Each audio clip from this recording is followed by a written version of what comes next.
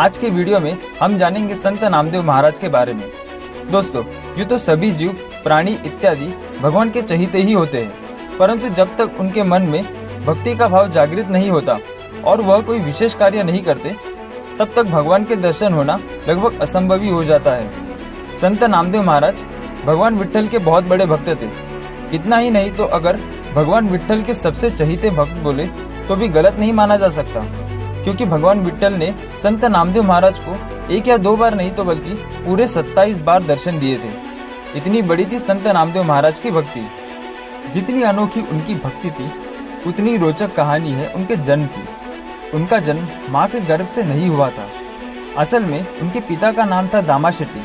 वे विट्ठल भगवान के बड़े ही भक्त थे, परंतु शादी हुए कई समय तक उन्हें कोई लड़का नहीं हुआ था। इसलिए उन्होंने पांडुरंग के पास पुत्र प्राप्ति की गुहार लगाई। उसी समय भगवान विष्णु को एक लीला करनी सूझी। उन्होंने उद्धव और शुकाचार्य जी को बुलाया और कहा कि उन्हें पृथ्वी लोक पर जन्म लेना होगा।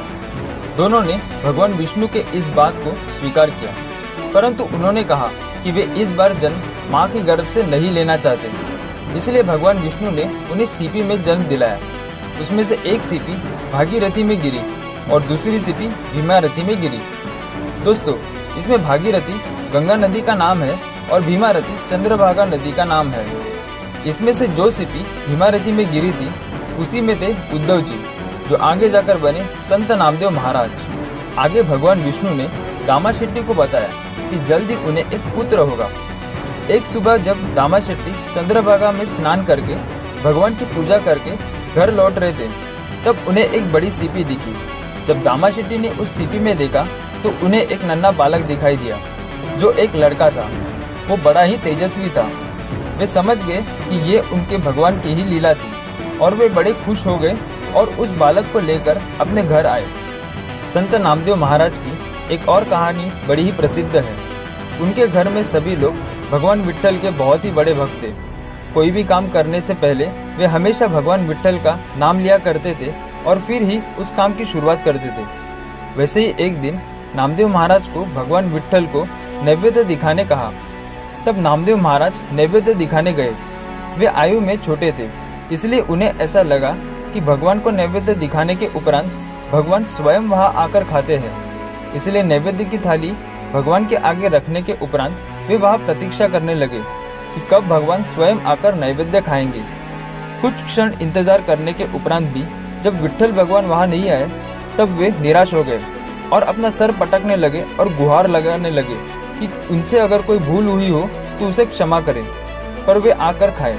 अपने भक्त का इतना निरागस व्यवहार और ऐसी श्रद्धा देखकर भक्त वत्सल श्री हरि वहां आ ही गए। इसके बाद भगवान ने खुद भी वह नैवेद्य खाया और बालक नामदेव को भी खिलाया। फिर नामदेव महाराज वह खाली थाली लेकर घर वापिस आए। तब उनके माता पिता ने उन्हें पूछा कि बेटा नामदेव, यह थाली खाली कैसे हो गई और उसमें से नैवेद्य कहाँ गया? तब नामदेव महाराज ने उन्हें बताया कि वह नैवेद्य खुद भगवान ने खाया था। इस बात पर उनके माता पिता को विश्वास नहीं हो रहा था, पर नामदेव महाराज अपनी बात पर ठाम रहे। इसलिए उनके माता पिता ने एक और नैवेद्य की थाली लगाई और नामदेव महाराज को लेकर वे भगवान की मूर्ति के सामने गए और नामदेव महाराज को बोला कि वे अब वापिस उसे खिलाकर दिखाए।